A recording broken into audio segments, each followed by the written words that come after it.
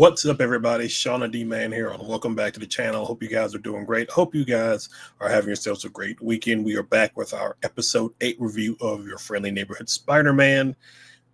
Probably not going to be a long episode review, primarily because nothing really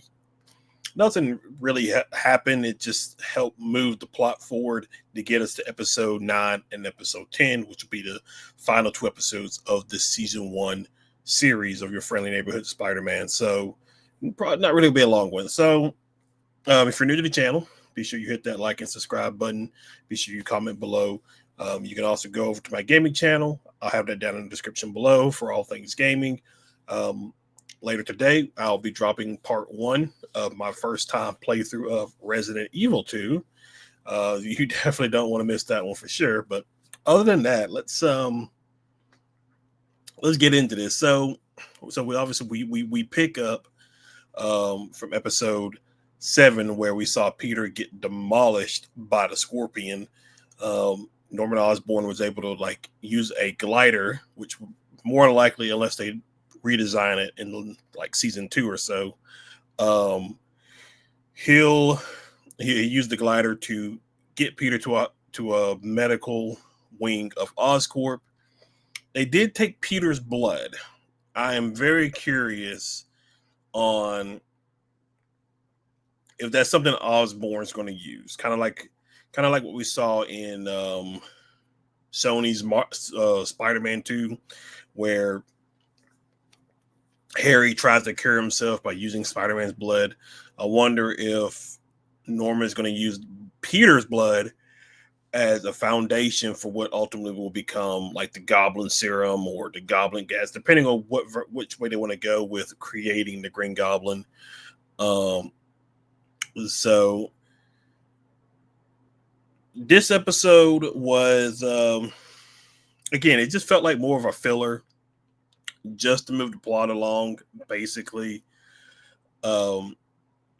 A little bit of a cheesy line, but when later on in the episode, when Peter's talking to Norman, he was just like, with great power comes great respect. I was just like, meh.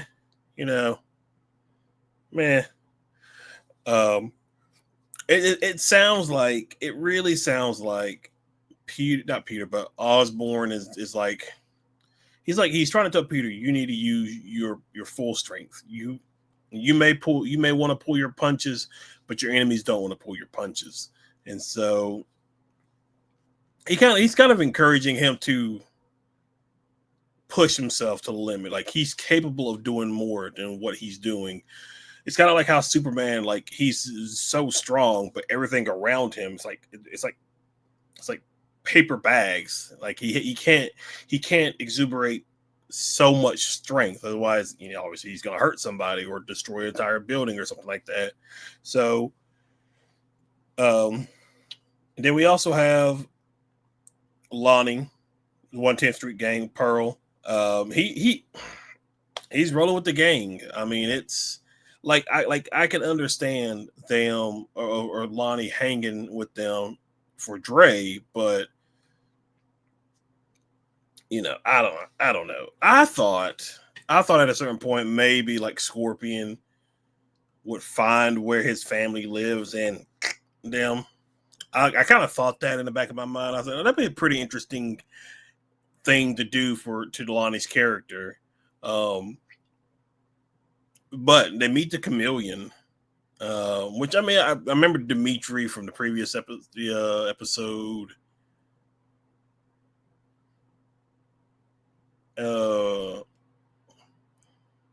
think episode 6. I think it was 6.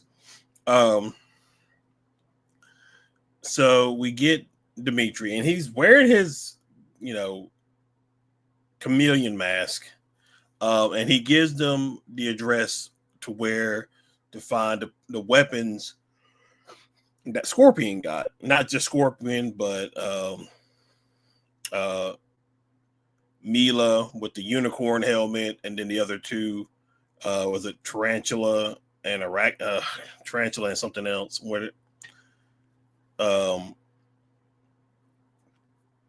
Which at the beginning of the episode we have Otto I don't know if I actually like this characterization of Otto. Like it just seems too goofy, if that makes sense. Like he's like a bottom dweller gamer because he has like chips all over the place, energy drinks. He's playing like this little kiddie game. Um, I don't know. I don't know. It just seems maybe he'll grow on me, but it's just I don't know. It's just eh. um. So pretty cool, you know. So Norman calls Ross to tell him the location of Octavius. So we get Thunderbolt Ross, and then we also get Iron Man showing up to help make the arrest of Otto Octavius.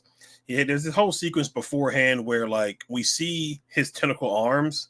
So I guess in this series, he hasn't had those tentacle arms attached to him just yet.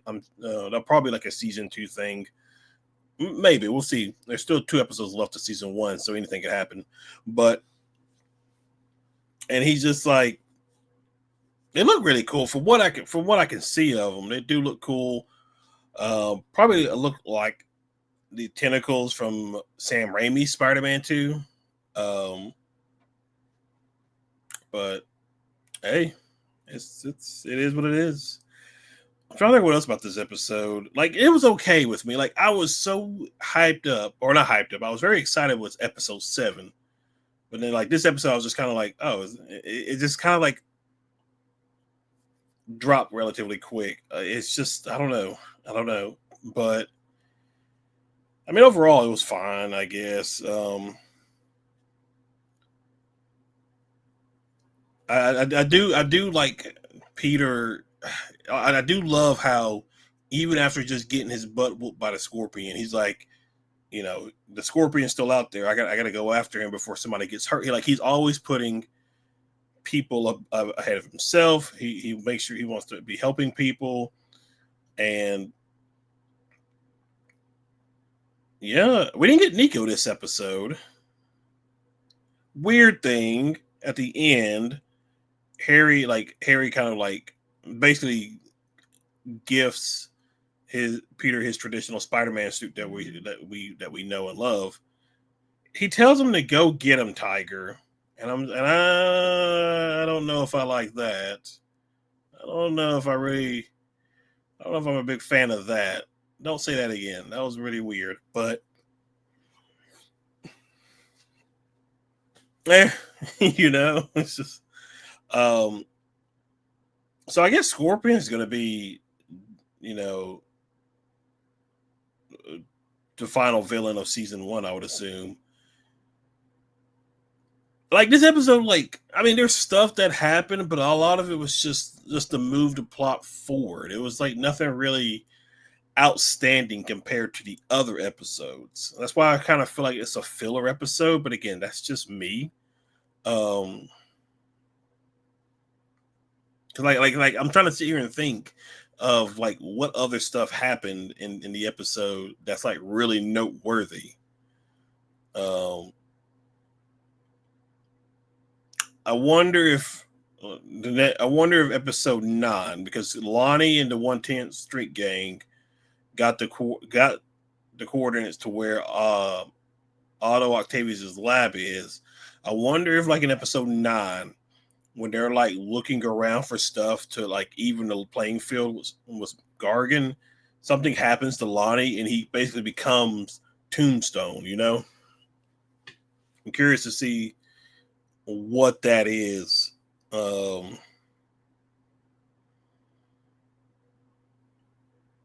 That's the only because that's the only thing I can think of.